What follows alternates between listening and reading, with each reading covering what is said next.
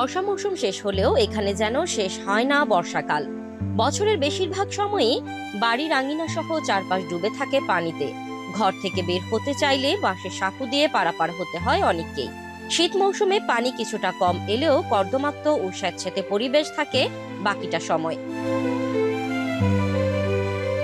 মাদারীপুর জেলার শিবচর উপজেলার মাতবরেরচর ইউনিয়নের কোল ঘেঁষেই ঢাকা ভাঙা এক্সপ্রেসওয়ে এবং রেল সড়ক সেতু নির্মাণ হলে মাতবরেরচর ইউনিয়নের ৩টি ওয়ার্ডের বন্ধ হয়ে যায় পানি প্রবাহের পথ। ফলে বিগত কয়েক বছর ধরে জলাবদ্ধতার ভোগান্তিতে দিন পার করছে কয়েক হাজার পরিবার। অন্যদিকে প্রায় ৮০ হেক্টর জমিতে উৎপাদন হচ্ছে না রবি শস্য সহ নানা জাতের ফসল। ৩টা ওয়ার্ডের আমাদের ৫টা ৬টা ওই চক পানিতে জলাবদ্ধতা হয়ে গেল এবং এই জলাবদ্ধতা ৬ থেকে ৭ মাস পর্যন্ত থাকে। এখানে বর্ষার তেমন কোনো পানি ওই বেড়িবাঁধের কারণে আসে না, কিন্তু বৃষ্টির পানিগুলোতেই জমিয়া একদম ডোবা হয়ে যায়, যার কারণে ফসলের জমিগুলো সবই নষ্ট হয়ে গেল, কোনো ফসল উপযোগী হচ্ছে না। এখন এই প্রাকৃতিক শাপলা, শ্যাওলা, কচুরিপানা জমিয়া আমাদের এই ৩টা ওয়ার্ডের মাতবর ৩টা ওয়ার্ডের মানুষের ক্ষতিগ্রস্তর ভোগান্তির কোনো শেষ নাই। অনেকগুলো বাড়ির আশেপাশে পানিতে ডুবে গেছে, এখনো দেখা যায় তারা সাঁকো বাঁশ দিয়া ঘর বাড়িতে যাইতে হয়। এটা প্রশাসনের কাছে অনেকবারই লিখিত করা হয়েছে, আমি ব্যক্তিগত দরখাস্ত করেছি, কিন্তু প্রশাসন আসে ঘুরে যায়। স্থানীয়রা জানিয়েছেন শুধুমাত্র বৃষ্টির পানিতেই মাতবরেরচর ইউনিয়নের ৫, ৬ এবং ৭ নং ওয়ার্ডের বাখরের কান্দি, চরকান্দি সহ আশেপাশের কয়েক গ্রামের মানুষ টানা ৬ থেকে ৭ মাস জলাবদ্ধতার ভোগান্তির শিকার হচ্ছে। পানি, গোসলখানায় পানি, রান্না বান্না পানি, তারপর ঘরের ভিতরে পানি, মানে খুবই কষ্ট। পানিকে আবার রাস্তায় বাইরে জানা অনেক ৫-৬ বছর মাস তো থাকেই।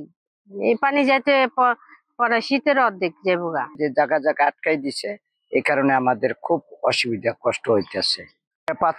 পাঁচচর বাইরে যেত, এই যে জায়গাটা এখান দিয়ে এককাল এখান দিয়ে বাইরে যেত, এই পানিটা এখন আজকে ৫-৭ বছর ধরে পানিটা আর বাইরে না। আমাদের চকমক সম্পূর্ণ তলানো, ঠিক আছে। এই সাইডের চকও এবং কি বাড়িঘর, এই যে আমার এই যে বাড়িঘর, এর সম্পূর্ণ বছর বইরে তলানো থাকে। আমাদের এখানে প্রায় ৫,০০০ একর জমির পানিবদ্ধ সারা বছর থাকে সবসময়ের জন্য। আমরা বাড়ি থেকে বাইরেতে পারি না, পানির জন্য বাড়িতেও পানি ওঠে। সামান্য বৃষ্টি হলে এই পানি না নামার কারণে ৫ থেকে ৭ মাসেই আপনার পুরা একদম সমস্ত জায়গা জমি এবং বাড়িঘর তলিয়ে যায়। এর কারণে কোনো মতেই আমাদের এখানে মানুষের স্বস্তি নাই, কারণ যাতায়াত থেকে শুরু করে হাঁটা চলা সব দিক দিয়ে মানে আমাদের সমস্যার সম্মুখীন হইতে হয়।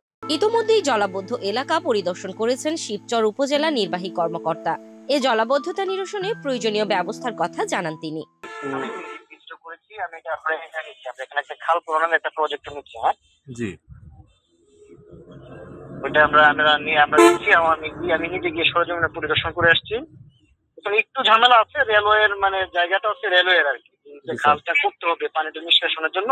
জি স্যার, এই খালটা হচ্ছে রেলওয়ের আর কি। এখন আমরা চেষ্টা করছি একটা প্রকল্প দিয়ে কাজটা মানে অন্তত পানিটা যেন বের হতে পারে এরকম একটা করার জন্য। বর্ষা মৌসুম শেষ হলেও শুকায় না দুর্ভোগের জল। প্রতিদিনের জীবনে পানি এখন সবচেয়ে বড় বাধা মাতবরেরচরের মানুষদের। সরকারি পদক্ষেপে কবে নাগাদ কমবে এই দুর্ভোগ, সেই অপেক্ষা এখানকার বাসিন্দাদের।